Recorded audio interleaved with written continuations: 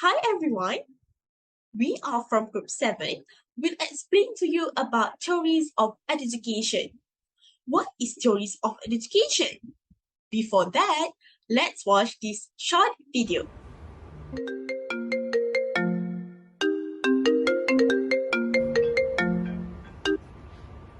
Hello? Hello, is this Miss Lily Chun? Yes, Lily speaking. Congratulations! You have won a vacation package to Paris! Really? When is the vacation date? The date is next month, which is August 12th. Don't worry, we will provide all the requirements and further details via email. Your email is lilychunletubes@yahoo.com, right? Yes. By the way, we would like to ask for help to give a bag to someone there who is our Paris agent. Later, we will give the bag to you to take to Paris. Is that okay? Sure, why not? Okay, see you soon. Bye-bye. Miss Lily, right? Oh, yes. This is luggage for you. Okay, thank you. Enjoy your vacation! Perhatian kepada semua penumpang penerbangan antarabangsa. Bagi memastikan kelancaran perjalanan anda,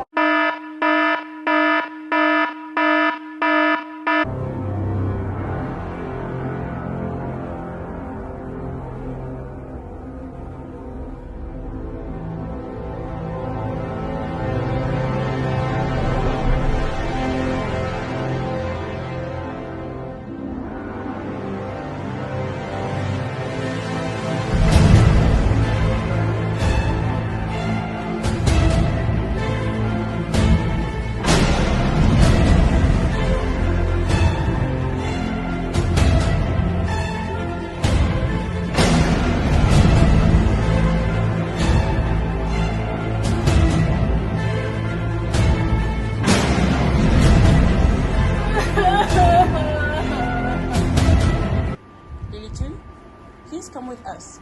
You are under arrest for drug trafficking. You have the right to remain silent. Anything you say may be used against you in court. All right. The High Court of Nanya is now in session. Honorable Judge Adiba is now presiding. Please be seated. Good morning, ladies and gentlemen. Calling the case of Lily Chun against public prosecutor. Are both sides ready? Ready, Your Honours. Ready for the defense, Your Honours. Your Honours, the prosecution submit that the accused must be punished accordingly because she disobeyed the law, despite her contention that she was induced into trafficking the drugs. However, the evidence is clear. The bag containing the drugs was registered under Miss Lily's name, and her fingerprints were all over the place. Plus, if I may invite this bench to the 2018 case of Wen Wuzhuang against public prosecutor, the court had expounded that an absence of reasonable due diligence on part of the accused signifies an intention to commit the crime. And here, in our case, the accused's failure to check the contents of the bag, despite suspicious order from a travel agent, constitutes a prima facie evidence to commit the crime. Much obliged. Your Honour, according to the law, my client is presumed innocent until proven guilty. You will come to know the truth that Lily was just following the agent's request to bring one bag with her during the flight without the knowledge that the bag contains drug. Lily's actual purpose to Paris is to redeem the agent's gift of a vacation to Paris. She just carried the bag without thinking too much about it because she was very happy to be able to go to Paris for free and thought that that was a very simple request to do since she will fly to Paris very soon. Much obliged. Based on the arguments from both plaintiff and defendant side, I believe that Miss Lily shall be punished accordingly with the punishment of death, despite the fact that she was tricked into trafficking the drug. This is because the law was made to be upheld, and by acquitting Miss Lily against this charge, proves to the public that the law cannot be easily manipulated, and this is also to prevent from criminals from claiming that they were too tricked into doing a crime. Based on the arguments from the plaintiff and also the defendant, I believe that Ms. Lily shall not be punished accordingly with the punishment of death because the fact that she was tricked into trafficking the drugs.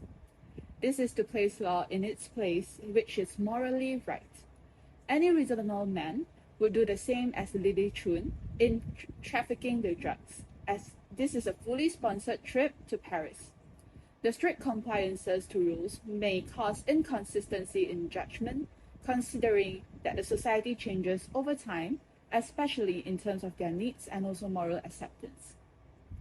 As judges, we should not have strong discretionary power to the point that we make new laws. Laws should be preserved to the legislation's intention, and the process of interpretation is what we need to do. Now, you could see theories of education about how the court make the decision, right?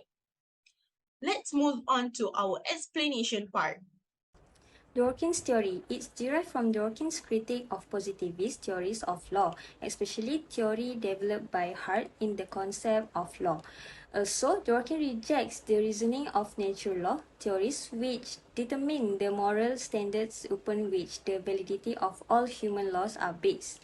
So, there are three phases of Dworkin's theory. The first one is inadequacy of viewing law as a system of rules. The second one is the importance of individual rights. And the third one, the idea that law is essentially an interpretive process. We will now look at the first phase of the Dawkins theory, which is inadequacy of viewing law as a system of rules. What happens when the court has no relevant rules available to it? Well, Ronald Dawkins labels such situations as hard cases. His argument was that there will always be one right answer to any legal problem. In cases where there is no relevant statute or judicial precedents, judges would merely identify and state the law instead of making it.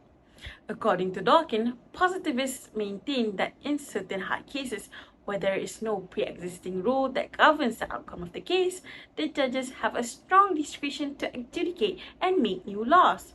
Strong discretion is the idea that they must look beyond the law and apply extra legal standards to resolve the case at hand. Dawkins then asserts that the law clearly cannot be made up of rules only, but also other standards. These include policies, principles, rights, and interests of the society. For Dawkins, these rights are valuable to society and objectively demonstrate a certain type of morality which can be empirically determined to indicate what is important to the society and therefore should be protected by the law. This is the argument which he uses to argue that morality does and should have some place in the law, particularly when determining disputes in the courts. Hence, one judge must weigh the principles and apply the one which the judge chooses as being the best fit for a certain case. So now, let us move on to the importance of individual rights. Dworkin, in his theory, explains that if an issue already hasn't been covered by a rule, the judge in the case cannot exercise a Harshian mode of discretion and create new law. So what does it mean by a Harshian mode of discretion? L.A. Hart viewed that laws are rules made by humans and that there is no inherent or necessary connection between law and morality. Therefore, the judges must give effect to what is implicit in the society's moral fabric, which is developed in the society within which the law and the legal system operates together. Moving on, the judge must take into account the totality of laws, institutions, moral standards, and goals of society and interpret all of these in their best political moral light to achieve the appropriate fit, which will settle the question with a single right answer.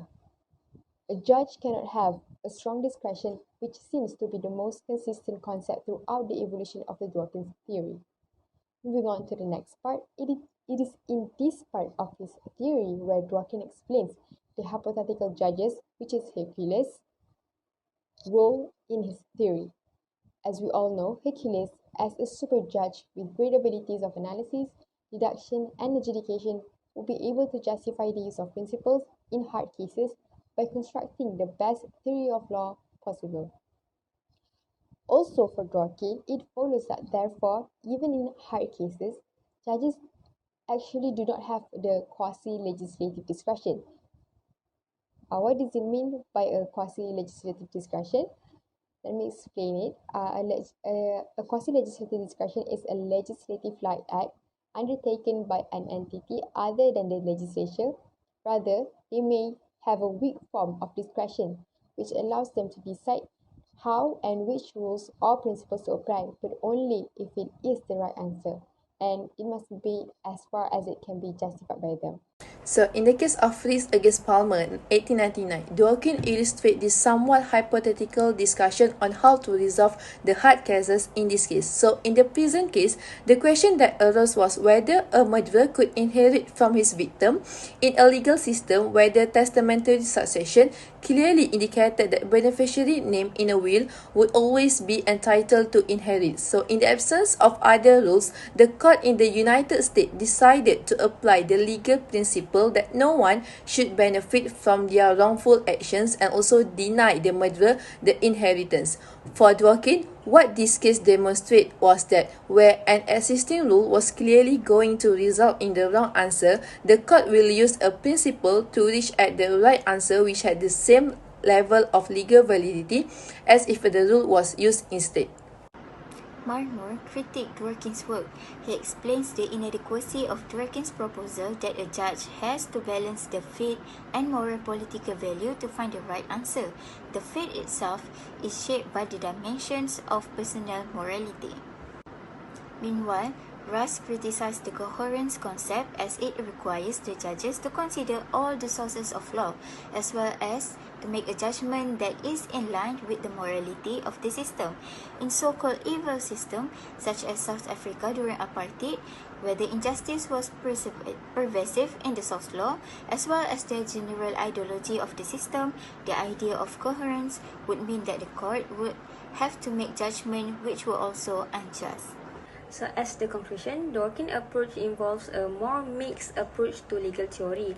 Neither major school of jurisprudence, which are natural law and positivism, is completely correct, nor are these schools completely incorrect.